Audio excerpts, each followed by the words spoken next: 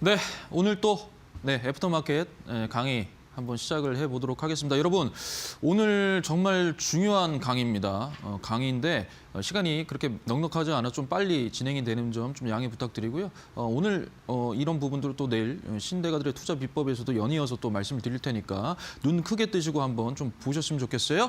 자, 시작해 보겠습니다. 자, 뭐냐 하면 기준봉의 크기가 타점을 결정한다라는 겁니다. 기준봉의 크기. 거래량 중요하다 그랬죠. 재료 중요하다 그랬습니다. 그다음에 기준봉의 사이즈가 굉장히 중요합니다. 굉장히 중요합니다. 그래서 이 기준봉의 크기가 타점을 결정한다라는 거 여러분들께서 이해를 해주시면 되고요. 자, 한번 볼게요. 자, 보시면 저는 크게 기준봉을 두 가지로 나눕니다. 뭐냐? 기준봉의 사이즈 자체가 8에서 15% 미만을 첫 번째, 두 번째는 15% 이상 30% 미만을 두 번째라고 생각을 합니다. 왜냐? 자, 첫 번째 이거예요. 8%에서 14.99%, 즉 이겁니다.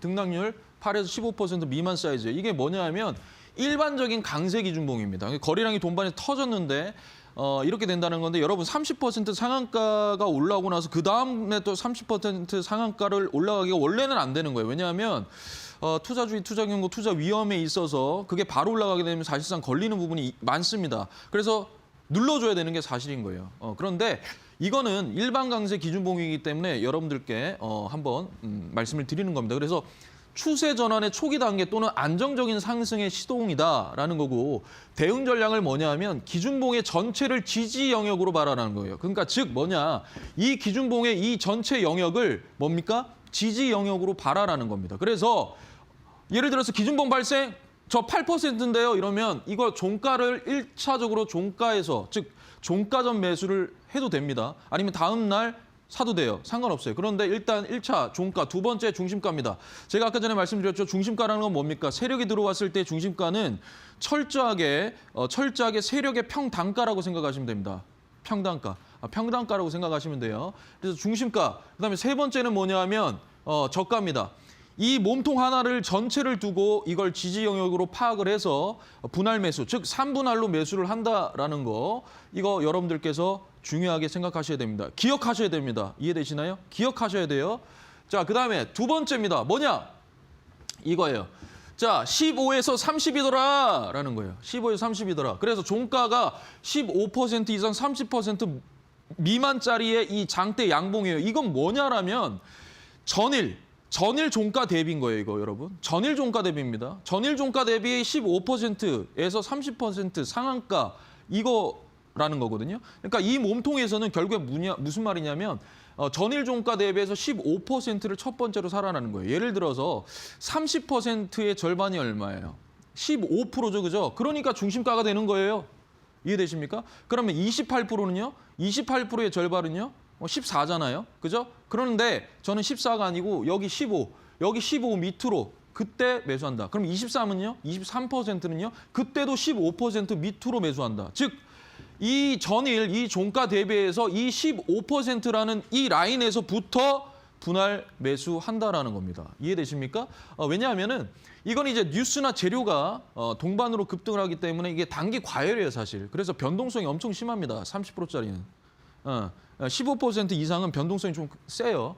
그래서 전일 종가의 15% 미만을 눌림목으로 항상 대기를 해야 됩니다. 무조건 여기 아래로 내려갈 때 사셔야 돼요. 그래서 3분할이다. 즉 여기서 한 번 사고 중심가에서 두 번, 세 번입니다. 제 신대가의 투자 비법을 좀 보면 제가 연속적으로 들어오는 기준봉이 있다 그랬잖아요. 그걸 하나의 일봉으로 봐서 그 중심까지 딱 찔러 놓는다라고 했어요. 똑같은 거예요, 똑같은 거. 이해되십니까, 여러분? 그러니까 제일 중요한 게 중심이라는 거예요. 중심. 그리고 15%. 이거 기억하셔야 됩니다.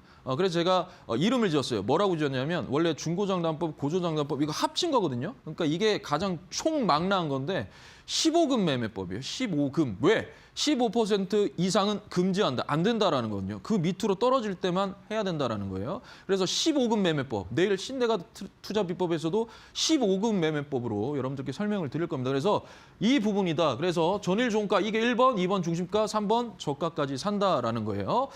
자, 그러면 이게 뭐냐라면요, 여러분. 결국에 이거예요. 기준봉 매매는 같은 구간에서만 매매한다라는 거예요. 같은 구간에서만. 그게 뭐예요? 아까 말씀드렸잖아요. 30%짜리 상한가가 찍히는 거 제가 무조건 중심가까지 내려오면서 하라 그랬거든요. 그럼 이게 얼마입니까? 이게 15%잖아요. 그러니까 15% 밑으로 그때 사야 된다라는 거예요. 그러니까 같은 구간에서만 매매한다라는 거예요. 그게 뭐냐? 15% 아래에서만 매매한다는 같은 얘기입니다. 같은 얘기. 같은 얘기.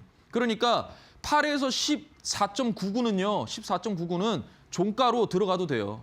그러니까 전일 종가 전 매수 해가지고 들어가도 상관없다고요. 그런데 15% 이상이고 30% 즉 상한까지 간 거는요. 무조건 눌러줘야 돼요. 무조건. 무조건. 그래서 15% 라인 끊고요. 거기서부터 매수해라 이 말입니다. 분할적으로. 이해되시죠? 그거를 제가 철저하게 이용해서 제가 한 거를 제가 밴드에서 제가 어떻게 트레이딩을 했는지에 대한 부분도 제가 밴드에서 올려놨습니다. 그래서 여러분들께서 확인을 하실 수가 있어요. 그래서 하시면 될 것 같아요. 자, 그래서 이 부분 좀 잘 기억해 주시고요. 자, 그래서 이제 요겁니다, 요거. 네오쌤 12월 30일 무료 방송인데 제가 여기서 네오쌤 말하면서 봉 사이즈가 15% 이하입니다. 그래서 기준봉의 종가에서 저가까지 분할 매수하십시오라고 따다닥 해서 종목 다 얘기했어요. 근데 이때 WSI랑 SAMT랑 미래반도체 전부 다 네오쌤이랑 비슷하게 흘러갔습니다. 똑같이 흘러갔어요. 자, 그래서 제가 말씀드린 부분 한번 볼게요. 자, 기준봉이 발생을 했잖아요. 그죠? 기준봉 발생했죠. 자, 그리고 나서 뭡니까? 이걸 종가를 봤더니 얘가 9.49%짜리예요. 그러면 15% 미만이잖아요. 그러면 종가로 들어가도 된다 그랬죠. 자, 그랬더니 봤더니 다음날 됐어요. 저 뭐 종가 전 매수했을 수도 있겠죠. 다음날 됐는데 눌렸단 말이에요. 그럼 나는 여기가 타점이란 말이에요. 여기가. 그리고 나서 어떻게 됐어요? 지금 18%로 올라갔어요. 똑같아요. 아까 보셨다시피 미래반도체 다 똑같아요. 다 그렇게 지금 갔어요. 그래서 이 부분 한번 또 보시면 되고. 자, 그다음에 모바일 어플라이언스입니다. 요거도 제가 말씀드릴게요. 요거도 보시면 이 기준봉이 발생을 했어요. 자, 그리고 나서 봤더니 종가에 11%짜리. 그러면 15% 미만이니까 뭐라 그랬어요? 종가에 사도 된다 그랬잖아요. 다음 날 봤더니 얘가 시가가 1,900원이에요. 그러면 안 하죠. 눌러줘야 되니까. 그죠? 그런데 봤더니 1,889원까지 저가를 찍습니다. 그러니까 저는 여기에서 매수를 한 거예요. 그리고 나서 뭡니까? 갔죠. 갔습니다. 그런데 여러분들은 없어요. 근데 저는 있어요. 뭐냐면 저는 이렇게 어떻게 매도해라는지 다 라인이 끄어져 있어요. 어떻게 매도해라고. 그래서 뭐 맨날 제가 말씀드리죠. 이 고가까지 파십시오. 왜? 여러분들은 없으니까. 없으니까 제가 고가에서 파십시오. 이럴 때 해도 되는 거예요. 그런데 저는 이 라인들이 다 있기 때문에 여기서 이제 매도를 하는 거죠. 이해되십니까? 그러니까 제일 중요한 거, 봉 사이즈 중요하다, 거래량 중요하다, 재료 중요하다. 그러면 끝난다라는 거 여러분들께 말씀을 드리고요.